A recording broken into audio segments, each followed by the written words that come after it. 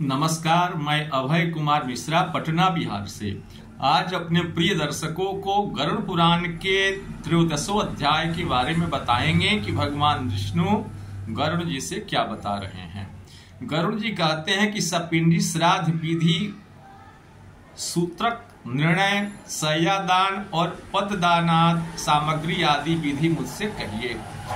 पूछ रहे हैं गरुड़ भगवान कि सपिंडी श्राद्ध कैसे करें, सूत्रक निर्णय कैसे लें, शय्यादान कैसे करें, पददान कैसे करें, अन्य सामग्री का दान कैसे करें, वह हे भगवान आप हमसे बताइए। भगवान कहते हैं कि हे गरुड़, तुमको सपिंडी आदि से लेकर के सब क्रियाएं कहता हूं, सुनो। जिससे प्राणी प्रतत्व से छूट पितरों में प्रवेश करता है, जिनको पितामह, प्रपितामह या वसु, रुद्र, आदित्य नाम से पिंडदान नहीं मिलता, उनको पुत्रादि के दिए हुए अनेक प्रकार के दान नहीं प्राप्त होते। जिन पुत्र ने सपिंडी श्राद्ध नहीं किया, वह पुत्र हर समय अपवित्र रहता है और उसके शतक की निवृत्ति भी नहीं होती। जिसने अपने पूर्वजों के नाम से पिंडदान नहीं किया, वह व्यक्ति हमेशा अपवित्र रहता है और उसकी निवृत्ति जो है पाप की निवृत्ति नहीं होती है। इसलिए सूतकांत में पुत्र सपिंडी श्राद्ध जो है अवश्य करें। अब भगवान बताते हैं कि हे गरुड़ सुनो, 10 रात्रि में ब्राह्मण जो है शुद्ध होता है, 12 दिन में क्षत्रिय शुद्ध होता है, 15 दिन में वैश्य शुद्र होता है और 1 मास में शूद्र जो है पवित्र होते हैं।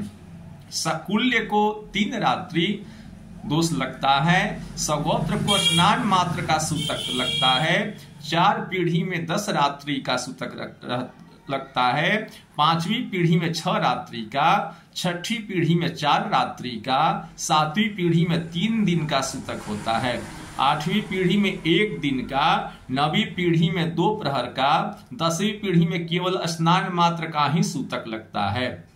देशांतर गया हो, वहां उसके मरे हुए भी 10 दिन के भीतर खबर सुन, 10 दिन में उस सूतक की निवृत्ति हो जाएगी।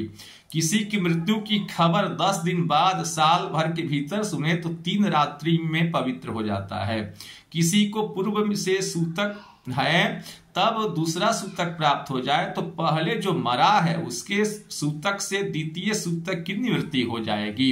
अगर पहले किसी दिन कोई मर गया और 5-6 दिन के बाद अगर कोई मरा तो पहले दिन जो मरा उसी दिन से उसका समय जो है जुड़ाएगा और दाह जुड़ाएगा और पिंडदान या श्राद्ध या तस्कात्र सब पहले दिन के ही वाले दिन पर किया जाएगा। भगवान विष्णु जो है बता रहे हैं। जिसके दांत अगर नहीं जमा है, बच्चा है, वह अगर मर जाए तो सिर्फ स्नान करने से शुद्धि हो जाती है। चौल कर्म प्रत्र 1 रात्रि से हो जाती है। यह गोपवित्र के पूर्व 3 रात्रि का, यह गोपवित्र 1 दिन का सूतक लगता है। सगाई होने के बाद 3 रात्रि का सूतक लगता है। वाक्यदान देने पर दोनों पक्ष में 3 दिन का सूतक लगता है।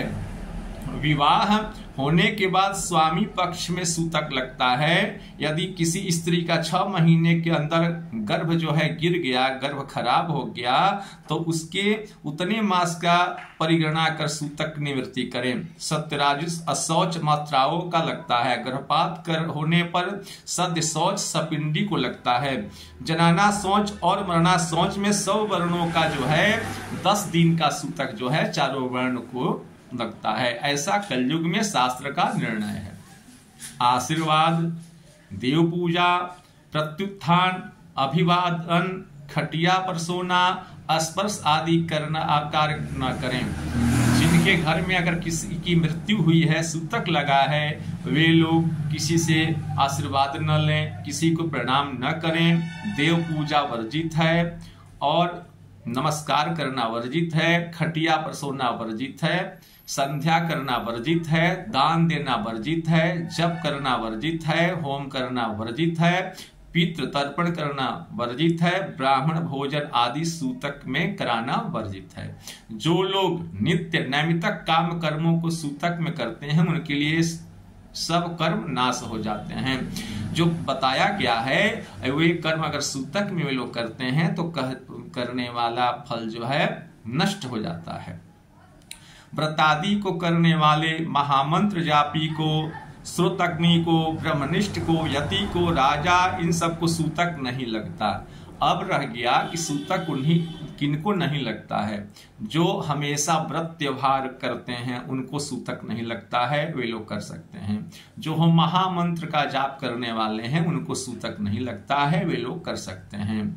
जो हमेशा हवन करते हैं उन लोगों को सूतक नहीं लगता है, वे लोग कर सकते हैं। जो ब्रह्म में लीन हैं, ध्यान मग्न रहते हैं, वे लोग कर सकते हैं। यति और राजा ये लोग अपना कर्म कर सकते हैं, जो मना किया गया पहले, इनको दोष नहीं लगता। विवाह, यज्ञ, उत्सव इनके आरंभ होने पर जनाना सोच और मरना सोच आ जाए तब अज्ञावस्था में भोजन करने में कोई दोष नहीं, यह मनु भगवान का आदेश है।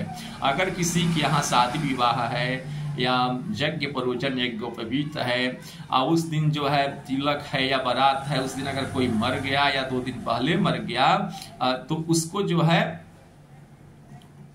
बिना जाने अनजाने में भोजन करने से कोई दोष जो है नहीं लगता है। सूतक में जो ब्राह्मण अज्ञातावस्था में अन्नादि किसी के यहाँ से लेता है वह दोष का भागी नहीं है, किंतु देने वाले को पाप लगता है।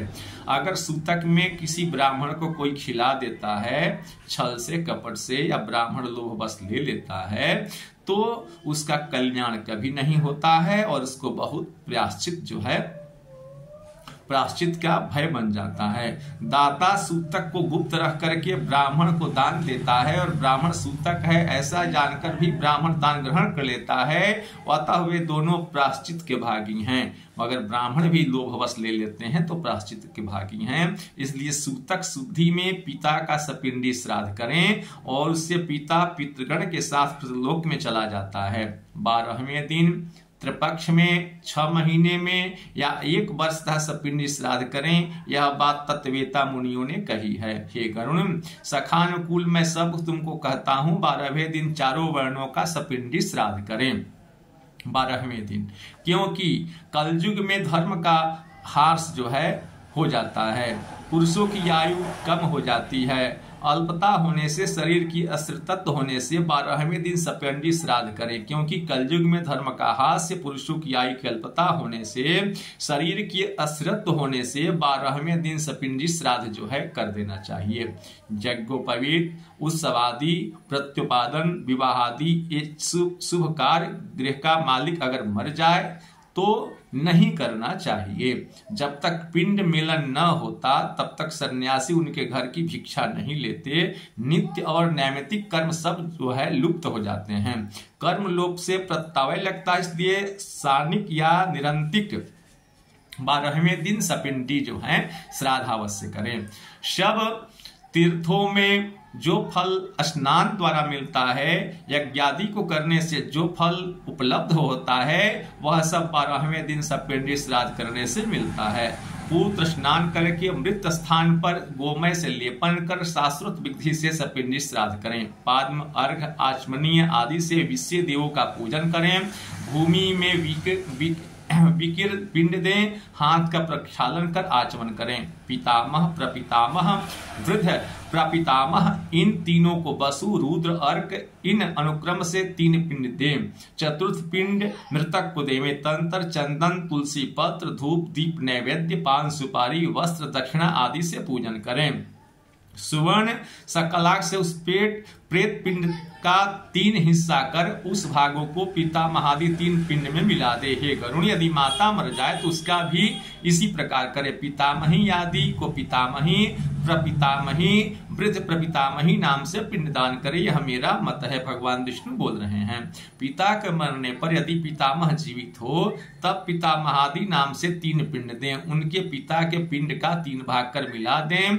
वैसे माता के मरने पर यदि पिता जीवित हो तो पितृवत मातृ श्राद्ध करें या पितामह के स्थान पर विष्णु नाम उच्चारण कर पिंड रखें और पितामही के स्थान पर महालक्ष्मी के नाम का पिंड रखकर उन दोनों का पिंड मेलन करके सपिंडिना कर्म अपुत्र पति करें, पर श्वश्रु आदि के साथ ही करें। पिता स्वामी के पितामह के साथ स्त्रियों का सपिंडी कर्म करें। हे गरुण, मेरा मत नहीं है, अर्थात स्त्रियों का स्त्रियों के साथ और पुरुषों का पुरुषों के साथ करें। यदि स्त्री पुरुष के साथ दाह क्रिया हुई तो स्वतः गति उसका सपिंडीकरण तृण मध्य में रह करके करे। प्रथम में एक ही पुत्र पिता के निमित्त पिंडदानादि तथा स्नान कर माता का सपिंडी श्राद्ध करे। जो स्त्री 10 दिन के भीतर अग्नि में जल करके अगर मर जाए तब तो उस स्त्री के स्वामी के दिन के साथ सपिंडी सयादानादि करे। हे गरुण, सपिंडी कर पितृ तर्पण मंत्रों द्वारा स्वाहाकार का उच्चारण करें, अतिथि को भोजन करावें और अहंकार रहित होकर के सदा काल करें, जिससे पीतर मुनि देव दानव आदि तृप्त होते हैं।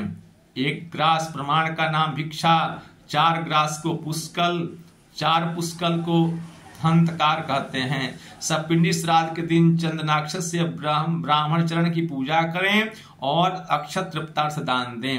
अन्य घृत, सुवर्ण, चांदी, घोड़ा, हाथी, रथ, भूमि ये सब आचार्य को देवे। तंत्र स्वस्ति वाचन करके पूर्वक रोड़ी अक्षत नैवेद्य से ग्रहों का, वेदी का, विनय विनायक का, भगवान गणेश का पूजन करें। आचार्य मंत्रों से अभिषेक कर रक्षा सूत्र दाहिने हाथ में बंधवा यजमान के हाथ में रक्षा बांध हाथ में अक्षत दे विसर्जन करा दे। तंत्र नाना प्रकार के मिष्टान से ब्राह्मणों को भोजन करा करके जल से पूर्ण दक्षिणा मोदक सहित 12वें घड़े दें। अनुक्रम से ब्राह्मण जल स्पर्श, क्षत्रिय आयुध स्पर्श, वैश्य चाबुक, शूद्र दंड स्पर्श करे तो पवित्र हो जाते हैं। इस प्रकार सपिंडीकर कर्ता पहिरे हुए वस्त्र का त्याग करके सफेद वस्त्र पहन सयादान करें। सयादान की इंद्रादि देवता भी प्रशंसा करते हैं, इसलिए मरने पर तथा जीने में अवश्य करें। तो अगले वीडियो में त्रयोदशों के भाग 2 में सयादान की विधि जो हम बताएंगे। नमस्कार।